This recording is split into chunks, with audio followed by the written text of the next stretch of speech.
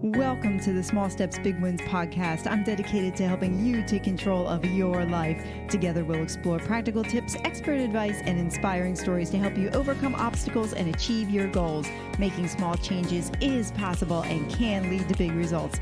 Are you ready? Let's go do this. Debbie, I'm so glad you're here. This conversation is just a continuation of the phone call that we had last week. And so to me, it's going to be an epic conversation no matter what direction we go in. So, Debbie, if I met you at a party for the first time, what would be the 1 minute intro that you would give me that would sum up who you are? Oh my God, sum up who I am. Tell me It's about interesting. yourself. Well, that's so funny, right? Because that's what I do with everybody that I work with. That's my first thing. So tell me a little bit about yourself. And it's funny, Sue, because and I will say my part, but people go, I graduated from University of Arizona. I have a 4.0. I go, shut that, what up? I go, the door just went like the door just slammed in your face.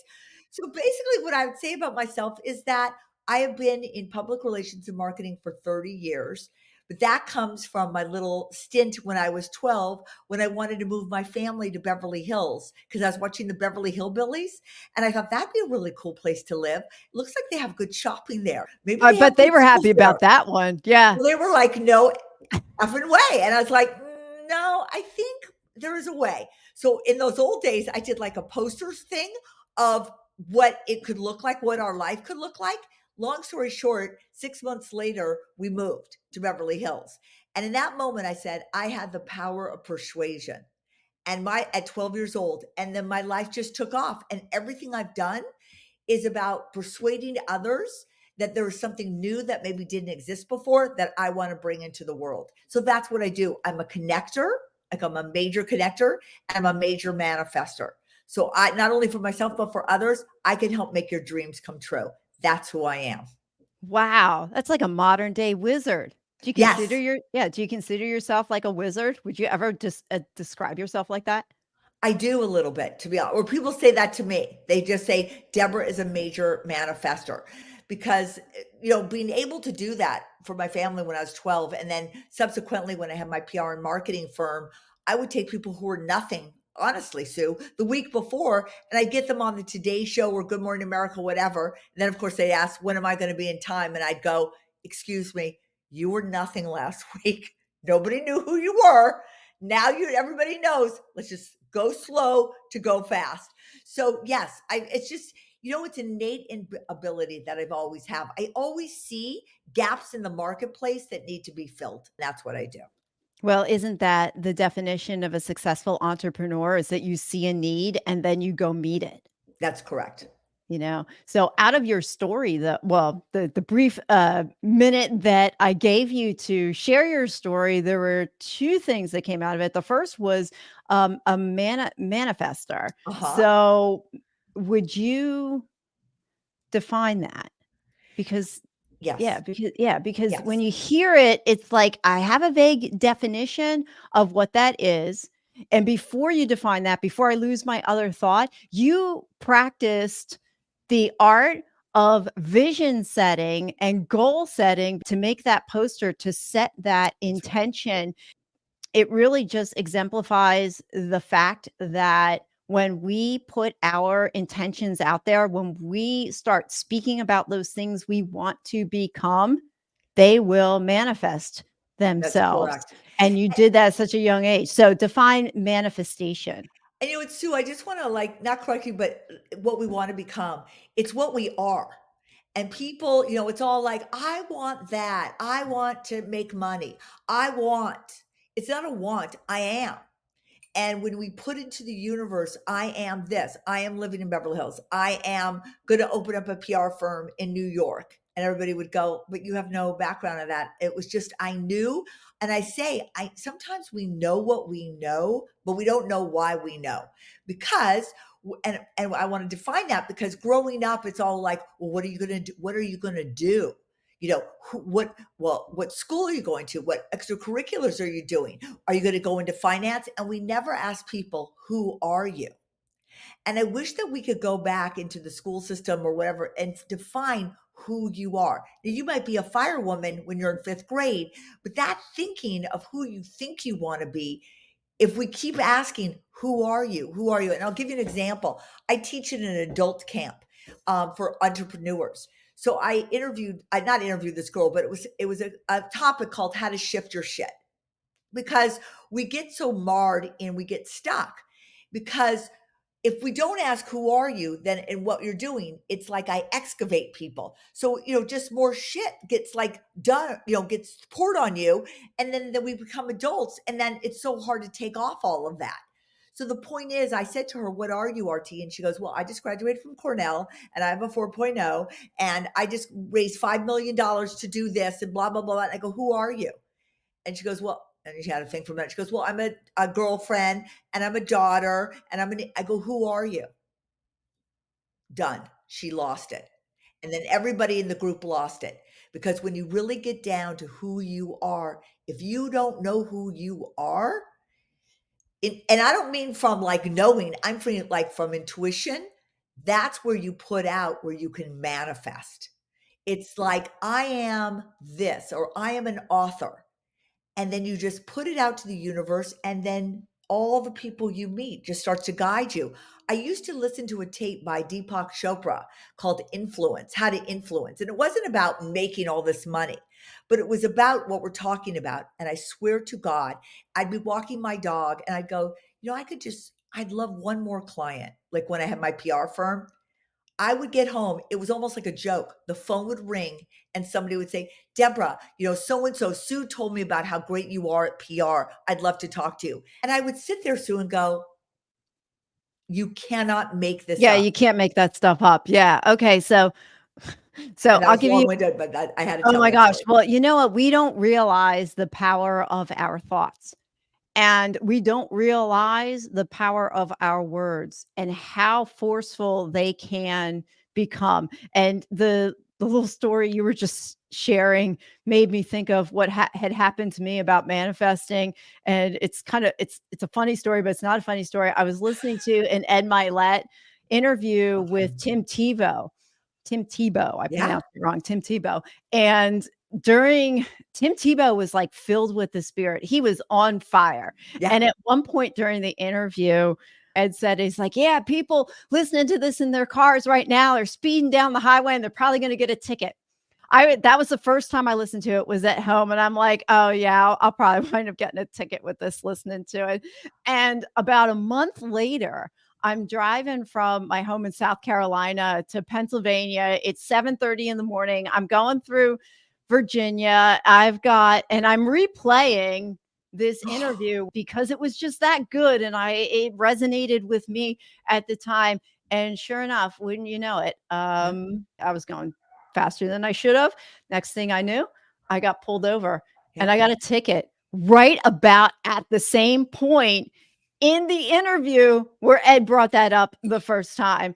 And every time I think about manifestation, I go back to that example, and it reminds me and it humbles me on how important and how powerful our words are, and really be careful what you manifest. Well, you have to be careful of your thoughts. You have to rewire every day. If I have thoughts, I will rewire them. I'm an NLP. I have a certificate in NLP, which is neuro linguistic programming, as you know.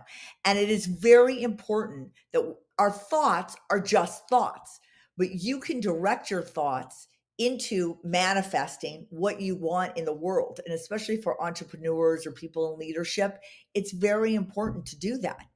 Because, right, and from your thoughts, then you can create the words that you want to create what you want in life. And I'm not surprised at that, because, as I said, like I'd be walking the dog and I would just think, this is what I want. And then I'd come back and get it.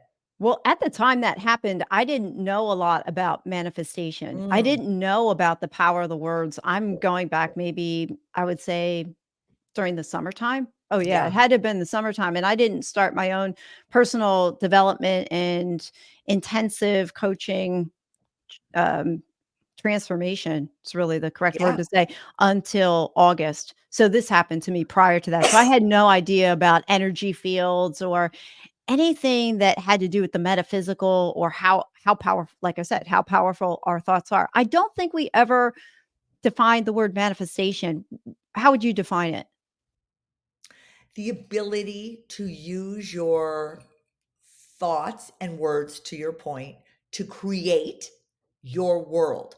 We have the ability to create whatever we want by using our mind and reframing any doubts, any thoughts, and then using those words out to the universe to create them. Okay. Now, can I play devil's advocate for a minute? Mhm. What if somebody tells you that's bullshit? I would say that is your model of your world, and welcome to your world. And that's why you're where you are. And that's why I'm where I am. Oh, that's a good response. I Thank mean, you. honestly, because you're right. It's what we create in our minds and how we Yeah, see, how we view the things that are happening to us. We could either take it as positives and turn it around and use it to our advantage, or we could wallow it and play the victim. that's right. And you know what? When you lose all of those labels on oneself, like being a victim, not good enough, limiting beliefs, and all of those kinds of things, that's like what I help people do is to remove the limiting beliefs. We are just limited by our beliefs. And if you let go of all those limiting beliefs and reframe them, I'm telling you, we use like less than a third of what everybody is capable of. Mhm. Yeah, and it takes some people it's easy, others it's a lot of work to do that. It is a lot of no, I It's a lot of every work to try and do that, and I think and I think trying to do it yourself is even more difficult. At least that's that's correct. been my experience because I've been trying to self-improve myself for what feels like decades, not realizing that, wait a minute, it's not okay inside me and I'm the one with the problem. And I require somebody else who can look at me from the outside and see what's going on the inside and help me fix those things. Well, Sue, that's very interesting that you say that because when I started Your Career Design Lab 5 years ago, it really came about. I mean, I've always been an entrepreneurial person, creator, manifestor. Like I said, I just see gaps in the marketplace. I go, "Oh, I want to just make that," or "I'm going to create this," and it's always been successful, which has been great. But with that, I had a lot of moms call me and they go, "Deborah, Abby has an internship in Chicago, but she doesn't like what she's doing. She's ending up watching Netflix." And I go, "Well, why doesn't she just speak to her boss?" "She can't do that." I'm like, "What?" And then I go, "We'll have her write an email." She goes, "She can't do that." And I went, "Up, okay, there's a problem here. There must be other people like Abby who are in internships and the world's changing." And I did a deep dive. And before I knew it, I literally had a successful company from the minute I started. Because what I would say to your point about coaching, I can help to architect, design, and curate your young adults' dream career because parents don't know how to do that. They think that they do, but it's all, did you send out the resume? What'd you do? How was the job interview? And we go back to the eighth grade thing where we need to, it's a whole reframing of how to speak to young adults. And like you say, as a coach, give them things that perhaps they didn't get growing up so that they can let go of all that. I excavate them and get all the shit off of them so they can go out in the world and rock it. Yeah. I mean, there's no class in high school that says, hey, this is how you should present yourself or dig deeper or find out or ask yourself the question who you are. What do you really want to become? What is your authentic self? And it's so true because for all the kids, that's exactly what I say to kids. And they just literally have tears. "What do you mean I don't need to figure this out, sophomore? You mean I do?" And that's why I created a program actually of all the programs I've created called How to Go from College Life to Real Life. Because how do you? How do you figure it out? And as I said, it's completely changed. It's all who you know connections. And because of COVID, they really lost that art, if you will, of like what you were having here or what you just told me before. It's all about how we connect. And these kids, for the most part, don't have a clue. Right, right. Who And you that's know. not a judgment, but it's No. how do you connect in a Yeah, way? it's who you know determines where you go. 100%. And if you're just hanging out there watching Netflix, playing video games, ask yourself, where are you going? That's exactly right. But to your point, Sue, when we go back, I have a thing called the to-do list. And the first question I ask these kids as I'm excavating is, what were you doing in your room or outside? You pick the age 8, 10, 12, whatever that you can remember, when you were just lost in your joy and happiness. And the flow of time just passed before your mom called you for dinner. What were you doing? And we get into a deep dive. And the reason I bring this up is a lot of kids say they were playing video games. But what they realize in talking about video games is they love the competition. They love to figure out. That's why they want to be in finance. So now we take that into a story. So when somebody says, a finance person says, so Sue, tell me a little bit about yourself. You can say something like, well, as far as I can remember, I was a video game addict, not for the point of playing, sitting on a couch, but for the part of figuring out how the game was played, what the numbers meant, and you see now I get a real understanding of who you are. Mm-hmm. Yeah, you find out what the driver is beneath you. Have you That's heard of right. Joseph Campbell? Well, okay, now you're freaking me out because you literally read my mind, because when I Okay. go to colleges and universities, I play the hero story. Oh my gosh. Joseph, Okay. So I was watching Joseph Campbell, the documentary on that's him. right. Yeah, Finding Joe. And he talks about your bliss. As they interviewed everybody who was in that movie, they're talking about finding your bliss. And that's exactly what you were just talking about, where you go Dude, into, yes. that's the movie. Okay, you're blowing me away right now. That is the movie that I show. I edited down to 15 minutes that I show at every college, every university, and every new client that I work with. I Wow. play Finding Joe. I played the part where the guy talked about being a lawyer and he was having like a nervous breakdown. He had to quit. And then he started the thing. I just showed it to a client of mine who was a lawyer. Tears were running down his eyes. Okay. Okay. Wait, I got to stop you right there. That was Brian Johnson, right? Right. Okay, so I interviewed Brian Johnson last week. He wrote a book called Arte. So Brian's in my sphere. And that's who I interviewed last week for the podcast. He also has an app called Heroic. And they also have a coaching program called Heroic Coach, of which I joined Heroic Coach, not necessarily to become a coach, but to become the best version of myself that I can. But that's Brian Johnson's story. He will tell that he was a lawyer. It's brilliant. He's read over 600 books and Are you annotated 600 serious? books. Yeah. Yeah. Yeah. I'm right. I have never, in all the podcasts I've been on, this is really, this is incredible. This is incredible. Nobody's ever brought up Finding Joe, and this is my total jam. This is what I do every day, is show the Finding Joe.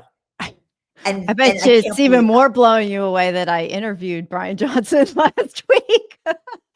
unbelievable. That must have been really something to interview him. It was an amazing interview. It just flowed. He is a beautiful human to talk to. And what I really enjoyed the most about interviewing him is that I could ask really deep questions like we're doing and Yeah. taking deep dives into what it is that he loves to do and what drives him, and to go a little bit below the surface. Yeah. And somebody who really jumped off the deep end in those days where you didn't quit law school. You'd be looked at as like a loser person, Mhm. and now this is what a lot of kids are doing, because they need to do that to find out what they're really passionate about. My father, you and I were talking this before camera, but my father used to say something to me. He goes, Deborah, find something you love to do, get really good at it, and the money will come. Mhm. And I have followed that philosophy or that mantra for my whole life, and it is so true. Yeah, So and I can say, yes, that's true. I've interviewed quite a few people now, and I've interviewed quite a few millionaires, and a lot of them, the common thread to their story is that they followed their passions, and they were not afraid to go against the tide. They weren't afraid to go out and do something courageous. They knew deep down in their heart that that was the thing that they were supposed to pursue. And they were very focused on that one or two things, whatever it was. And their life zigzagged along the way, but they had the capacity to course correct when that time came, That's right. So, and That's right. they dig deeper on that. So you help young people, but I know you also have a program that helps people on the back end too. And I wanted to ask you, your program is called How to Get Bolder, Not Older. So I want to know why the B and the O in that title are in parentheses, or sometimes you see them in a different font. What's going on there? It's what's going on there is that I didn't get to these people who are in their 40s, 50s, 60s, going to college, but I can certainly get to them now. And going off of what you just said, Sue, I had a client who came to me about a year and a half ago, and he had been like a graphic designer at the Miami Herald, and now he sold private planes. And he was at his wits' end because you're selling $8-10 million planes. And then the wife comes in and goes, I really don't like the red interior. And then the whole deal's off, and then he wants to just kill himself. But meanwhile, his passion was women empowerment movies. He dreamt of being like a television producer, director kind of person, and he was very into the arts. And he came up with a true story, of 4 Filipino women during World War II, and they kind of saved the Americans and the Japanese because they went in like incognizance, and it's an incredible story. We worked together. He goes, that's my passion, Deborah, is to do women empowerment movies. I got him to a producer. The producer got us to a production company. He is now greenlit for Hulu. Wow. And that happened within about a month and a half of working together. Holy moly. Right. Talk about fast track. Fast track. And I can tell you, I worked with a guy who was a huge finance guy, made like his millions. His wife actually, with all due respect, called me and go, you got to get him out of the house. I cannot handle retirement. Is not looking good here. Divorce might, but retirement is not looking good. And I helped him to find 4 or 5 volunteer jobs where he really could put his passion towards helping others with a purpose. The Bolder Older is about, let's go back now. Now that you got the 401k, your kids are out of college, they're on to their lives.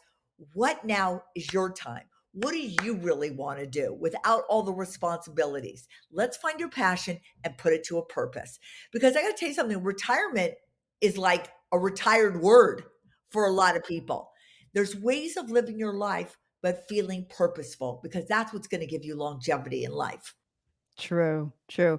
How about those people who are in their, say, 40s and 50s, and they don't have the retirement account, and they wake up one morning and go, "Oh, crap. This is not my authentic self. I am not living in my zone of genius," and want to start over. What would your advice be to them? Well, I'm actually working with 2 right now. She has a 12-year-old, and she's working as a manager at, like, one of the big retail firms, and she's like, the hours are killing her, the Christmas thing's killing her. It's like you kind of are in a job for 13 years and you wake up one morning like, "Oh, I could have had a V8." Like, "Oh my God, I forgot that I shouldn't be doing this job anymore because this is a job for 20-year-olds." And so now what we're looking at is what she really wants to do and taking all those skills and value. But you know what happens with a lot of 40 and 50-year-olds? It's what we're talking about before. It's limiting beliefs. Well, this is what I meant to do. Well, this is what I studied. This is what I'm good at. This is what I have to do. It's like bull. No, you don't. Who are you really? What did you not get to do because your parents told you that you were going to be a doctor or a lawyer or an Indian chief? And then now let's take your skills that you have and transform them into something new, because the world's changed post COVID and you could bring those skills in. You don't have to have boom, boom, boom, boom, boom, did finance, did data analyst. No, they'll take you from a whole other area as long as you can talk who you are in that and bring that value to the job. Yeah. What other blocks do you see in people other than just limiting beliefs that keep Mm. them from making that jump that they want to make? So, you've got limiting beliefs and you've got fear, but the problem with both of those words is that they're so general that it's hard to I don't want to say quantify, but when you say, "Oh, people have limiting beliefs," oh, it's fear in the way that keeps them from moving forward. Get more granular with that. What have you seen? I've seen, and it's interesting, this has been fascinating to me, Sue, is I work with a lot of doctors. People want to become cardiologists or brain surgeons. I mean, colorectal surgeons, like so many people. And when we do this excavating thing, the thing that comes up is imposter syndrome. And it's like, oh my God, you went to Columbia. It's so interesting how people go through life doing their life. The granular part is we wake up in the morning, we brush our teeth, and we do our life. The question you have to ask yourself is, why are you doing what you're doing, and what beliefs do you have about this? So I try to clean that up for them, because there is a reason why they're becoming it, other than their parents said you'd be a good doctor. So that's what you have to come to know, is the why. Why am I doing this? What makes this my passion? And then put that into your, into your life. And that's the thing. It's the belief systems, but then asking the why. And it's fascinating. I'll be honest with you. I just thought I could get into this and get people onto their careers. But what I do spend, I'd say at least half of my time with, is finding out about your family background. Well, my parents got divorced. It was, I don't speak to my mother. I don't, it's incredible. And that's what I'm talking about. Talk about granular. That becomes your belief system. And then I try to give them agency to become who they need and want to become. That those beliefs are not who they are. Yeah. It almost sounds like people have to go back in time to who they were in their, younger years and dig up all that. Make sure you deal with that stuff first. Ask yourself, why am I behaving that way? And it's been true for me anyway since I started coaching. That's what we did. I realized that I wanted to get from point A to point B, but then I also realized, oh, wait a minute, I need to go back and figure out what my limiting beliefs are, what things were imposed on me that happened to me when I was younger, and then deconstruct that stuff, deal with it. And then once you deal with it, you can move on from it too. It's interesting about the imposter syndrome. In your definition, how do you define imposter syndrome?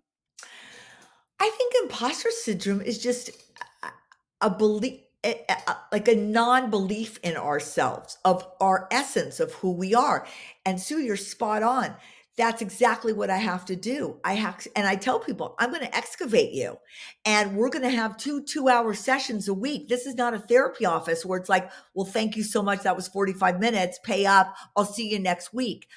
I go deep, and I'm relentless in the questions, because I won't let people get away with that. And I'm telling you, there are tears, there are emotions, because nobody asked them, who are you?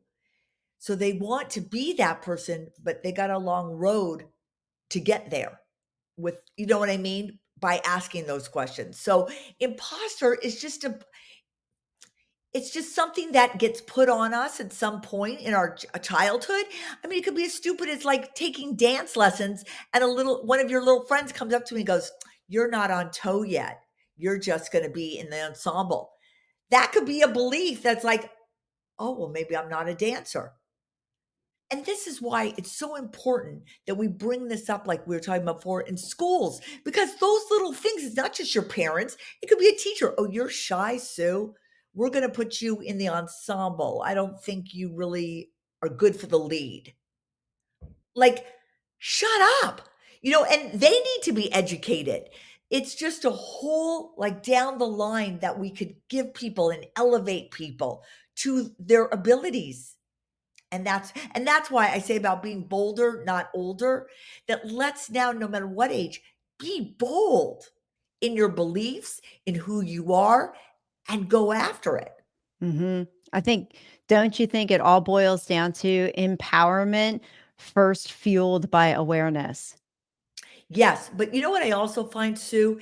It's self-empowerment. I can't tell you how many people I have, and this generation that I get, is parents of 32-year-olds call me.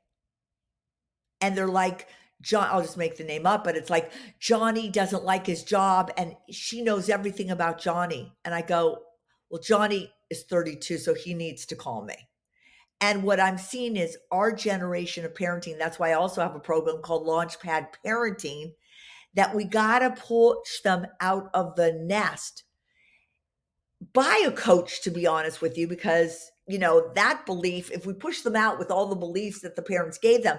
And I would say to the mothers text me every day, I saw this on LinkedIn for him. Should I send it? And I'm like, oh my God. And the kid just had no agency. And what I mean by agency is the conversation that we're having. You can't empower someone. It's that old adage, you can't bring a horse to water if they don't want to drink. What we need to do is teach people how to drink, why it's good for them to drink, and let them taste the water and then slowly bring them across. But you can't go, I'm going to bring you across because I know what's better for you. And I'm your mother. And I know, and now my nervousness and I'm deregulated. So I'm going to make you deregulated and I'm going to fuel your anxiousness, but I'm just trying to help because I'm a fixer. That's how our generation and how so many of us grew up and how we're raising our kids. And then I'm getting those kids and we got to go back. Yep, I agree. Well, as they say, parenting doesn't come with a Yeah. manual.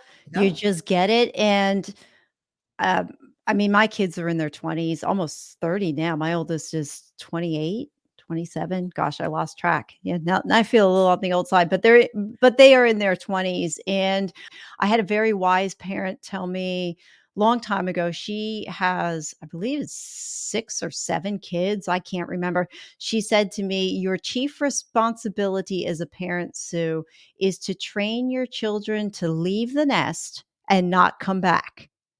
And I was like, that was the single best piece of parenting advice I had ever received. But even receiving that, sometimes I had to catch myself with my adult kids trying to put what I think is best for them onto them, and it's really not. And since I've started my own coaching journey, and since I've started my own transformation, I've learned that, they have to want it. They have to want the change. It took me 51 years to get to the point. I knew I needed the change, but I think what held me back a lot of the time, and it wasn't just the money. I mean, there was a little bit of the money there, but it wasn't just so much money. It was being afraid of what I would find on the other side when I started going through that journey. And I think a lot of people enjoy the comfort. I mean, there's psychology behind it, being in that comfort zone. You don't want to step out into the uncomfortable, into the unknown. But what we don't realize is that when we take that chance on ourselves and we follow that North Star that really is trying to guide us on the inside, yeah, it might be like, and I'm gonna attribute what I'm gonna say to my friend Chase, because he said this on one of my other podcasts. It's like you're walking on gravel, like on cement, and then you have to and the cement's kind of gritty, and you have to go through and walk through hot coals, but then you don't realize on the other side of the hot coals are plush. It's like a plush green grass that's far better than the cement you were walking on, and it's certainly better than the hot coals, but you just don't realize that it's over there. But you have to go through the trial in order to get to the paradise. that's right. That's 100% correct. And that what I'd also love to teach early on is if we could learn early on to stay in uncomfortableness, that and just go through it. Just go, not divert, not go like, oh, I'm uncomfortable. I'm going to plan a trip to Turks and Caicos. You know what? Where we run away from the uncomfortableness. But if we as children or young adults could stay in uncomfortableness, rewire or reframe what that uncomfortableness is. And like you said, that whole thing about coming out the other side, we'd have so much better people. And, I bet that person, by the way, because I just heard a story about the eagle and the eaglets. and it sounds like a version of that, what she told you, is that eagles, and I said this to the woman, the mom, and she started to cry, but the eagles, they instinctively know when they have babies when to throw them out of the nest, and they know, like they're scared that because they might throw out the eaglet and it might fall to the ground, it may like hurt a wing or whatever, but you've got to know when the time is right to push them out, because that's what they meant to do, is fly away. Yeah. Sometimes we just don't know when to push, Right. you know? But you know what? And sometimes, and this is this generation too of not failing, sometimes you got to push. And you know what? Maybe they do fall to the ground and hurt their wing a little bit.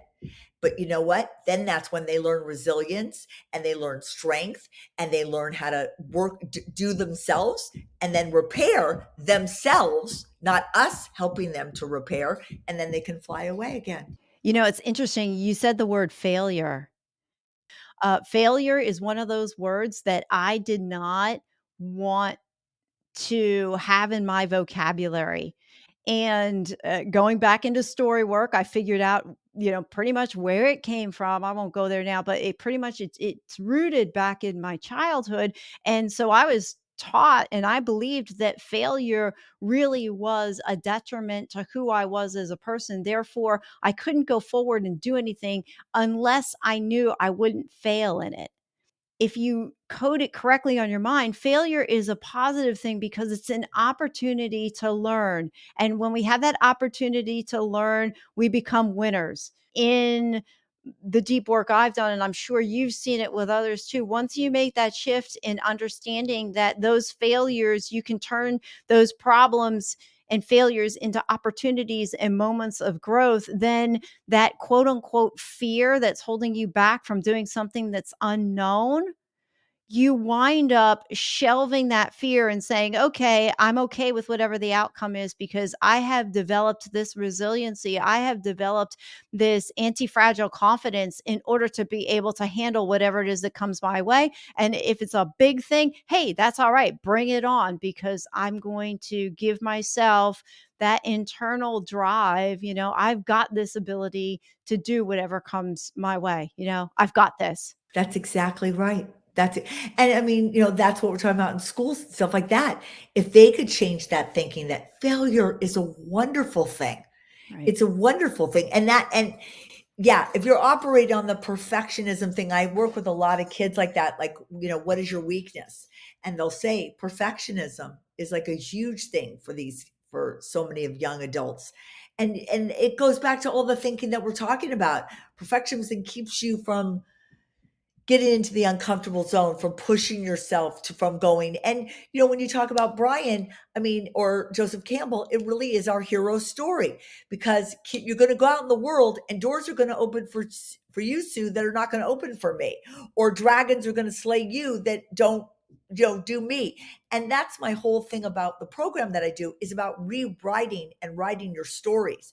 So for all the questions that an interviewer might ask you, what are your strengths? What are your weaknesses? What do you like to do 10 years from now? Whatever. You have stories that we can rewrite that feel intrinsic to you now, that you can show up with confidence and conviction. That's my purpose. Mm. So you do a lot of work with story work. Mm-hmm. Where does someone start if they know they have a story in them and they want to get it out? Well, it depends if it's looking for a new career or wanting to do something really spectacular. My program starts with that to-do list, where I've got those real interesting questions that make you go back in time when you were kind of pure. Because from that pure essence is what I want to bring out again. And you should see people get lost in those they love it. It's like they don't want to come out from there because they feel safe and cozy. You know what I mean? And that's how we write the stories from there. And having been in PR and marketing for 30 years, I'm able to write those sound bites. So you could tell. It's so interesting, Sue, when I'll say something, tell me something about yourself from the to-do, and then, from the to-do list. And I can replay to you something that you said, and they'll go, oh my God, I can't believe you said it like that. As if I wrote it, I go, I'm just rewriting what you just told me. And that makes it even more unbelievable, because they're like, I said that? I didn't know that's what I just said. Yeah. You see what I'm saying? Yeah, we So this become so familiar with our stories that we don't recognize the Exactly. magnificence that's in them. You know, the funny thing when I met my coach for the first time, well, actually, I've never met him in person. We were talking on the phone and he asked me a question and I'm going blah, blah, blah, blah, blah, blah, blah. And I say something like, yeah, I want to become the person they never thought I would be. And then I started blah, blah, blah, blah, blah. He's like, wait, stop. He's like, what did you just say? I said, I don't know. I was just talking. I was just talking. I don't even know what I was saying. He's like, "No, you said you want to become the person they never thought you would be." And that was the first time I ever heard my own words like that spoken back to me in such a way that I realized that I have been trying to become something for a long time and not figuring out how to do it. But to actually now become that person they never thought I would be, and that's a whole leftover bag of potatoes from grade school and high school and stuff like that, where somewhere along the line, I heard the comment, "Well, you're never gonna be much of anything." You That's just it. be a housewife and just be a mom and sit back and let your husband pay Yeah. for everything and go to work. And you go back there and it's like, "Oh, wait a minute. No, I think I've got a little bit more inside me." So the flip side for people who know they have stories, there's a flip side. What would you just say to someone that says, "I don't have a story worth telling. My life's boring and bland." How do you draw out of them when they're coming from that type of limiting belief? Oh my God, that's the funnest part, to be honest with you. And I'll share something with you. I had a girl who goes, I really want to be in sales. I think I could be good at sales. She was like at the front desk at like the Four Seasons down in Brickell or whatever. And I just had this intuitive sense. And I said, Sophia, I think there's something from your childhood. She goes, well, I don't know. And this is probably nothing. But when I was 5 years old, I really wanted to buy food in the cafeteria. My mom wouldn't let me. So every day she made me salami sandwiches, 5 slices in a piece of bread. And one day she opens up my Door Explorer. She's telling me the story, but she had nothing, right? To your point, I don't know. I just want to be in sales. She goes, and one day my mom opens up my Door Explorer backpack and out falls $20 bills. So she goes, Sophia, what is going on? So Sophia thought, maybe her mom thought she was like a drug dealer, but she was 5. So there was like no way she could be. But anyway, so she's over and she had to fess up. She goes, well, you don't allow me to buy food in the cafeteria. So I sold each slice of my salami for $5. This is in kindergarten. This is a true story. And everybody would line up and they'd bring $20 bills or $5 bills and they would pay her $5 for each slice. She could have sold the whole sandwich. She didn't. She should go, too bad you have to eat pizza and hamburgers. I get to eat the salami. And she'd go through this like from Italy. She'd make up some whatever. So she got all, I go, my God, that's your story. So it was that's exactly the point, Sue, at 5. So we crafted that into her story when somebody said, "Tell me a little bit about yourself." Needless to say, every job that we set up for her in sales, she got every single one. Just on the question, "Tell me a little bit about yourself," because that showed it was in her DNA. That's not a course she took in college on sales and marketing. It was nothing outside of herself. She It could was put over her intrinsic. banner like, I'm a master marketer at 5. I was crushing, the clothes at age 5 selling salami. That's correct. That's correct. And That's that is like the amazing. greatest story. When I tell that at colleges and universities, the mouths go like this, but that's the point. That's what we do. I'm nothing. Oh, wait, I remember. I Mhm. remember. I remember. We deconstruct the memory into a new story that could be told that has such richness and value. And that was her Mm. story. That's the greatest story I ever Yeah, I told. think so, hands down. I like that. What do you find most fascinating and fulfilling about what you're doing now? Oh my God. Sue, so much at my age too, that I can follow my passion and put it to a purpose to help people. There's a thing, I think there's like a psychological thing that when you're in your 50s and 60s, your job is to share your wisdom. That's like your only job, is to find out what that wisdom is and then to share it. And that's what I feel I'm doing. I'm sharing the wisdom to young adults, and it keeps me young because they then tell me about their girlfriends or the boyfriends or the dates they had. And it's just so cool to get into their world. And I'll be honest with you, it kind of is repairing for me my childhood too, that I am good enough, or maybe I always was, because now I can help people that were kind of in my shoes. It's just the most rewarding thing. I mean, more rewarding than having my big PR firm in New York City, to be honest with you. Because you know what, also, it's not coming from ego. It's where I'm at in my life right now. I'm not dealing with egos. If anything, I'm dealing with fragile egos to rewire and reframe them, and then watch them go off to their dream career in New York because they were able to tell stories that brought value to them. There's just nothing better in Yeah, life. how does that make you feel deep down when you see these kids go and succeed like that because you brought them there? It's incredible. And you know what though? It's like, did I bring them there or did I help them? You help them. I helped As soon them. as I had the question and leave my lips, I realized that as a coach, even as a parent, as a friend, we are facilitators. We are the ones that help people see what it is that they can't see. So we walk alongside as opposed to being the catalyst. And isn't the end game really to empower people, as we talked about before, to have them see their inner potential, to have them see their inner drive so that they don't need us anymore?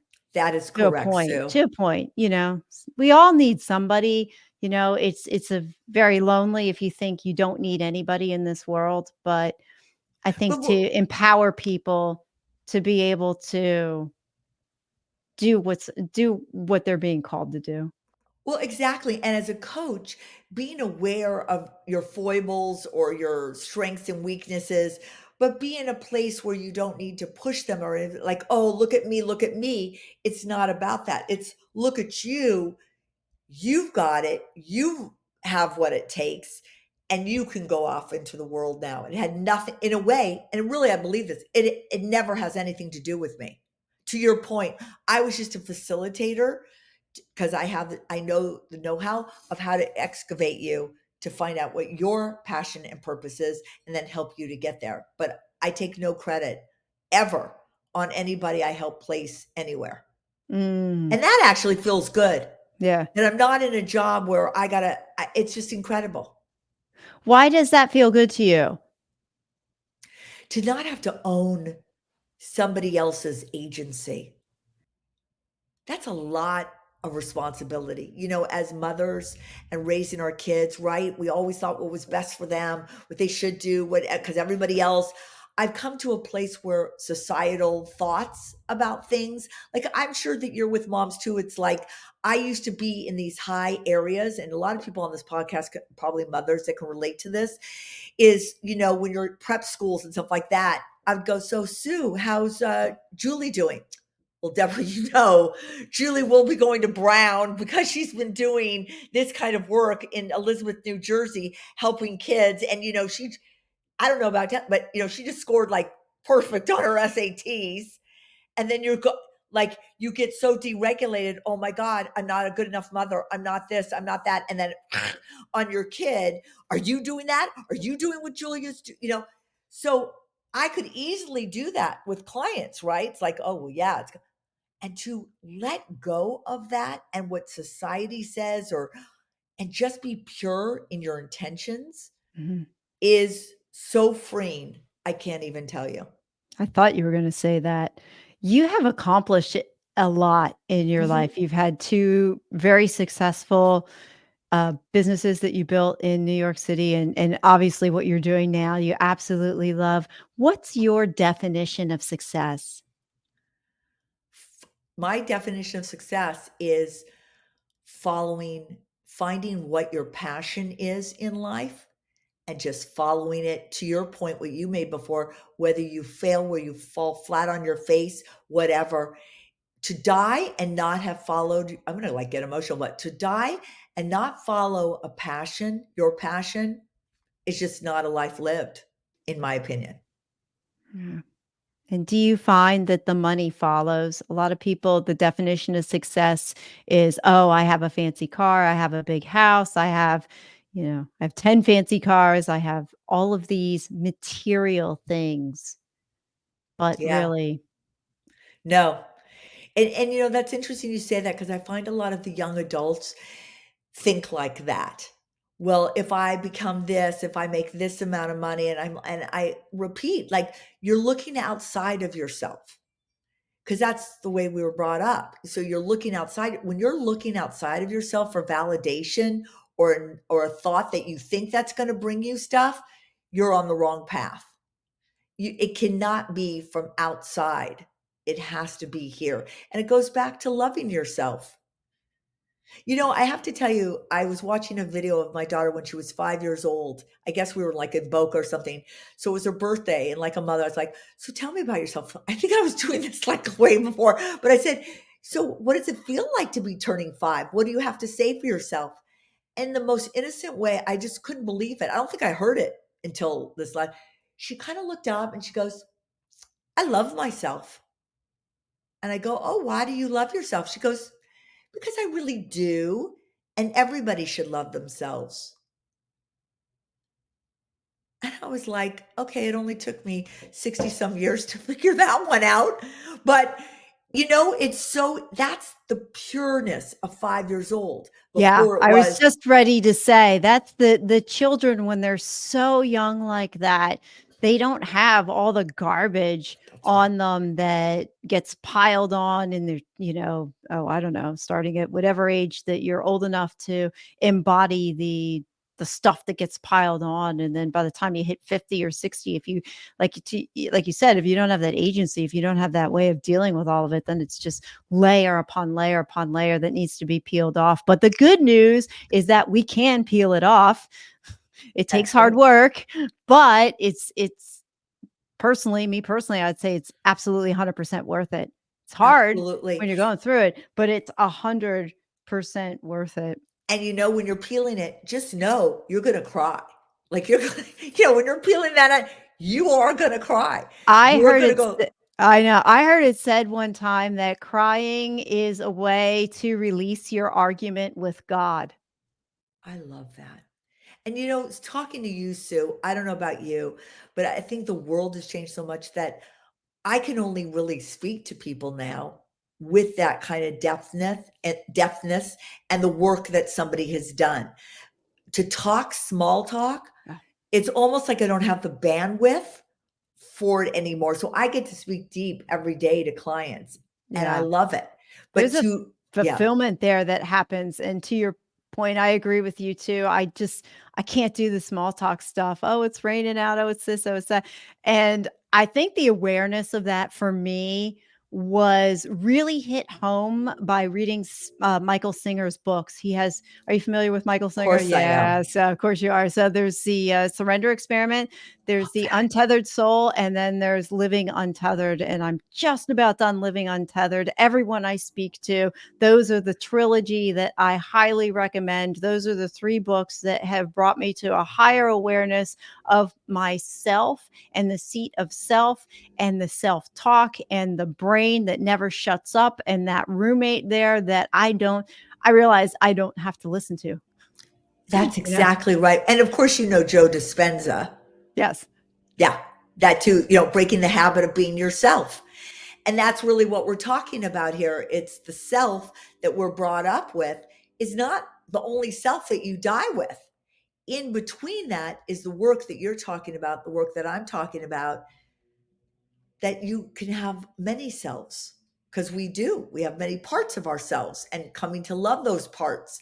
And that's what expansion becomes and evolution. Singer talks about energy. He talks about your presence. He talks about quieting the mind and meditation and the things that go on in the metaphysical that have no explanation. And I think we touched on them before too, where you say these things and then they happen. But a lot of times it goes a lot deeper than that, though, doesn't it? It's not just about things that are happening on the outside. It can also be a transformative journey that happens on the inside as well. Yeah, I think it happens simultaneously. It is the quieting of self, it's the quieting of your mind, not having that rhetoric in there that creates a space to then create the life you want. Then it's like a blueprint, like I'm putting together a blueprint. I'm going to put it out to the metaphysical, God or whoever. And he's like, oh, let me look at this. Oh, here's the person that will help you to build your house. And it's just incredible. And it does has no explanation. And it doesn't have, I used to go, how did that and have to ask the question. It's like what you're saying about Singer. It's completely surrendering to the unknown. And it's interesting, Sue. I had sometimes I feel like, I know it sounds weird, but I can get myself into like this fifth dimension where it's not like 3D, like 3D here on Earth or 3 on the Earth. And it came up with, like M2 squared, like on a blackboard, like on a whiteboard. I had uncertainty equals anxiety. No, plus anxiety equals control. Mm. Because I used to be such a control freak. Oh, me too. And I realized that, thank you, right? Recovering. Yeah, And recovering control freak. Once you read Michael Singer and the surrender experiment, you Right. realize that there is absolutely nothing under your control except your thoughts. You can capture those and you can control that, but beyond that, you can't control the weather. Why complain about it? You can't control what your spouse does. Why are you fighting against it? It doesn't matter. And we I keep telling myself there's a couple of little phrases that I've picked up from those books, and one of them is relax and release. Yeah. When something comes my way that's kind of a little on the anxious side. The other is it's not okay in there. That's the other thing I say to myself. Sometimes if I have this something come up in my brain, I'm like, oh, okay, it's not okay in there. It's okay. It's not okay in there. And then you step back and you kind of make a little joke out of it and realize that we're only on this earth for most of us less than 100 years. And when you look at the size, the number one, the size of the earth, number two, the scope of the age of the earth, we're just this little insignificant thing on this spinning ball out in this huge galaxy going around this big giant sun. Doesn't really matter. Correct. I mean, what matters is what you can influence in your sphere. And to your point that you brought up before, living a life that's fully lived. Yeah. And then do that and get the most fulfillment out of it. Why complain? And I'm a recovering complainer too. So I'm recovering from a lot of things. But Complaining, perfectionism, right. But you know what? To your point, control. But yeah, but once you let go of those things, it's so freeing. 100%. And Sue, it's also knowing, to your point, that our brains are created to keep us safe. It's that whole fight and flight thing. So when you're talking about that, which you're so right on, I say to myself, oh, you're just I know, brain, what you're doing. You're trying to keep me safe. Cool. I don't need to be felt safe right now. That's just a fallacy. Yeah. That's just the way your brain is created. Yeah, I've heard it explained as your ego talking Yeah. to you on the inside. Oh, the ego goes, "Oh, you don't want to quit your job right now. This is what you've got." And when I have that ego voice, and I've learned to recognize that. That wasn't something that I was aware of until I started all the self-development stuff. Yeah. So now when that little voice kicks in and goes, "Don't quit your job. Don't do that. You're going to blah blah blah," and it goes down this path of things that probably aren't really going to happen anyway. I say, thank you, little voice. You got me this far, but you can't come with me because I want to go somewhere else now. Thank you. I thank the little voice. And then I tell it to say, okay, Just go back shut in up. your little home. I Shut just up. tell them to shut the Thank you. hell up. Yeah. I Damn just say, effer. okay, I don't want to hear Shut from up. you now. Right. You're Shut the F up. They just shut up. Sometimes you have to yell at it you too. do. Sometimes my coach is good for that. He'll do it. He's like, oh, old Sue's popping up there, isn't she? And then as soon as he says that, I go, oh, it's like you make that. I can't snap really well, but you make that reframe and you realize, wait a minute, I don't have to live in that old version of myself. It will pop up, but it's how long does it take me to recognize, recover, and reframe when I realize my old version shows up? And before I started my transformational journey, that old version of me, man, she'd stick around way too damn long than I wanted her to be around. Now I can recognize it. And depending on what it is, I'll sit in it for a few. But then I realized, oh, wait a minute, this is not going to serve me to be there. This is old Sue. And then boom, reframe, reframe it and you can do it. It's very fascinating. It's a fascinating experiment that when you're in that state of despair or hopelessness, and I've been there. I can honestly say I've been there. I've battled with suicidal ideation for over 2 decades, so I know what it's like to be in that spot. And now through the work that I've done, yes, every once in a while that does come up, but I realized, wait a minute, I don't have to live there anymore. And you can reframe yourself in an instant. Are you familiar with Jason Drees? Have Of you ever heard of course. Jason? Oh, okay. So Jason's been on my podcast as well. And he wrote a phenomenal book called Do the Impossible. Yeah. And he talks about in the book how to do frame shifting. Wow, And I gotta I've get been that do book. oh gosh. Yeah, he has a free call every Monday that he does. It's Monday Mindset Reset. If For those listening, you can check it out. It's on my websites and you can find the links through there. But he does a free call every Monday. And if you want to reset your frame, reset how you think, he goes on these calls and it's like getting free coaching for 20 minutes.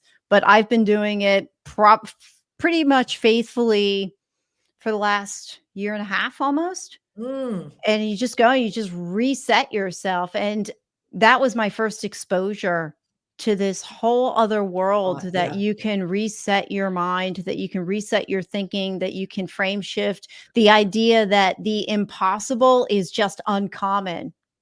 that's right. That blew me away. I had no box to put that in, and it's kind of funny how the universe, and I do believe in God. I know God is up there orchestrating it all, and I don't push my belief on anybody, but I know God's up there, whatever anybody wants to call. But through a series of events, these things came into my life at perfect times, and then as they began to unfold, they made more and more sense. Yeah. Sue, I just love everything you said. I am a part of a thing called MRW. It's called Making Relationships Work. Just for a myriad of reasons, it's like really important. And they talk about the relationship house and you have to build trust and communication. And if you've got people in there, including your mind, taking up space in your house. That's why, like, when I see you going to these people like Jason and whatever, it's like you're creating the house that you want to invite people in. So when you talk about rewiring and reframing, it's sort of like, when you have somebody redoing your kitchen or redoing your bathroom or whatever, it's like they're in to help you rework, get better faucets, get better things. And then it's like, get the hell out. Like I can live in my house now beautifully. Do you know what I mean? So because that's how I've been in intuition groups and I've been different things. And then you start to see people like, wait, I'm still been looking outside of myself and it's wonderful. But now I can be in this house on my own. I know how everything works and it feels so good. And I can invite then the people in that feel good, bring good energy into my house. Yeah. Well, I think the game changer is when you realize you have to go inside first and not Absolutely. outside. And so much of the therapeutic movement, so much of what's out there is like, just change your behavior, just change your habits, just do this from the outside. And I'm not dissing that. I'm not saying there's anything wrong with that, but lasting change and core change really does need to start with inside first, because once you get Everything. that inside right, then the rest of it falls into place. And I was just reading that in the Untethered Soul. He So just that's true. what he was talking about. He's like, "You're not going to get it from your spouse, you're not gonna get it from the house you live in, you're not gonna get it from your car, your job, anything outside of you, you're just you might temporarily, but it's not gonna last." So you need to 100%. really go inside first and find out what's going on Yep. in there. And to your point, I think all of these new methodologies, like all the people that you're mentioning and stuff like that, and really the onset, if you will, of meditation, how that can change your mind. That typical psychology, I've been speaking to a lot of psychologists, to be honest with you, they're losing patience, Which because patients? yeah, The exactly. I just physical thought of ones that. or the physical ones or the actual like what's the I don't wanna say adverb, verb, I can't remember. Not the physical patients, but Right, but the patient, the other right. patients. But both in a way, because that kind of no longer works either, to just come to your point of coming in telling your story, because telling your story in its form that you're telling it is not making you work through it. But the people that you're talking about, that I talk about, that we watch and we listen to, help you to reframe the story, not just keep telling it for 12 years and go, wait, and then them sort of helping you to keep in that story. That to me is like the all-time biggest bulldozer of crap moving forward. Like, wait, I don't. And now it's interesting too. Like, I have somebody who tells me their story. I go, Tammy, you're telling your story. She goes, well, no, I'm just venting. I go, I know. But when you're venting or telling your story, you're staying in the past. You're not talking about anything about your future self. By telling that story and by venting, you're staying in a story that A, no longer serves you, is based on the past, and is not helping you become what you want to become now. How much of us sit in that negative rumination and you just keep going back there. It's like, "Oh, I could have done this, I could have done that, I could have done that." And I'm just speaking from my own experience. My epiphany moment came the day that I realized that I can't change that thing that happened. And how much I ruminate over it thinking I could change it and get a different outcome, and I just convinced myself that, "Oh, if I just keep thinking about maybe if that circumstance comes up again, I won't make that same mistake." That just takes a lot of mental energy, and a lot of that is bullshit anyway. So it's like, let it go. Once I realize to let it go, then I can move forward, and it was 100% freeing for me. 100%. So, it's so funny you say that, because growing up, or being married and everything, it was like I could walk into any room and it was story, you telling your story, I'm telling my story, we're telling stories, we're story. Now I swear to God, because of all the work that you've done, that I've done, I can sit on my balcony and not talk to anybody for a day, and I am the happiest person in history. And if you would have said 100%, to hold Deborah, 100%. that wait, Deborah didn't make a phone call, Deborah didn't text somebody, Deborah didn't have that need to talk to somebody.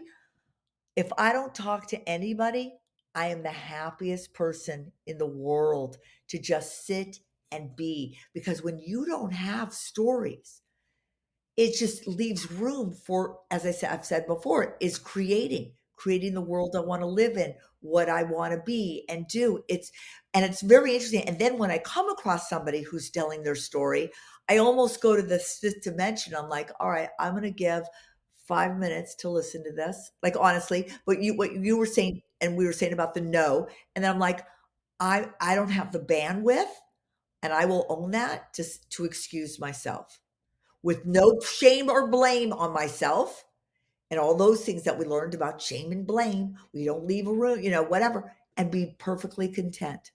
Yeah, yeah. Well, I mean, it's twofold. If you really don't wanna go into that space where you wanna help them with their story, That's right. you have to want to be there. So if you don't wanna be there, then yeah, excusing yourself or whatever it is that you have to do to to mitigate that versus having compassion on somebody who doesn't understand that they're telling their story and it's not serving them to Right. tell it in the way that they're telling it. So it's kind of just deciding where you're at that moment. And you mentioned creativity before, and when we are in a state of anxiety, we can't be creative. That little creative voice that goes on, it's just not going to, because when you're operating from a survival mode, that's all your brain wants to do. That's all it's focusing on is survival. So, That's right. but I have to say, yes, I enjoy the silence too. Right? I love what I do. I love podcasting, but on days where I do interviews, I do have to decompress at Yeah. the end of the day, and just go into my room and like turn not turn off the phone and not be on the computer or anything, just to just to be with myself for a little bit. But I Yeah, love I and love what I do. I know, yeah, and you do it so well, and it's so great to be in spaces too, where we're around people who love what they do. There's nothing like it, and everybody has that opportunity to do that. I was just ready to say all of us can do that. We just have to step outside of our comfort zones and press into that space that feels uncomfortable, because there's a beautiful life on the other side of the uncomfortableness. Well, as we close, what is one small step that someone can do today that's going to help them change their tomorrow? Really look at your own whiteboard of your beliefs and the thing that's holding you back, and try to create a new equation for it and move into that, if that makes sense. Like when I found out that it was like an epiphany that my uncomfortableness leads to control. And knowing that now, it changed everything. Oh, thank you. Thanks for that. So, how can people find you, reach out to you, all that good fun All the stuff that fun goes at the stuff. end, yeah, that goes at the end of every podcast. Well, I have a lot of freebies on my website. So people can go to my website, which is www.yourcareerdesignlab.com. And then all my Instagram and Twitter and everything is Your Career Design Lab, and or Debra Cooper at gmail.com, or info at yourcareerdesignlab.com. I offer free half-hour coaching sessions if somebody's exploring trying to get into a new career, or trying to become older and not older, or things that they need to talk about with their kids and are finding, blockages because they're still acting like they're in eighth grade, and which is like so depressing for a lot of people. So to how to have a better relationship. And as I said, I have a lot of freebies on there and a lot of case studies so people can see, like, oh, I want to get there. So I hope people will go to it. All right, awesome. Well, thank you for the gift of your time. This has been an epic interview. I have enjoyed every moment of it. Me too, Sue. Thank you so much for doing this. And I'm so proud of you. Keep going. Thanks. Thank you for listening to another episode of the Small Steps, Big Wins podcast. I value your time with me, and I seek to make every moment count. In order to make lasting change in your life, listening is usually not enough. So I want to ask you, what practical steps are you going to put into action today as a result of listening to this podcast? Remember, any step, any action, no matter how small, starts your journey to a big win. And if you're not sure where to get started, check out my website, personalcoachfinder.com, and find someone who can help. Remember, life doesn't get better by chance, it gets better by choice. Take small steps today and make your life awesome, friends.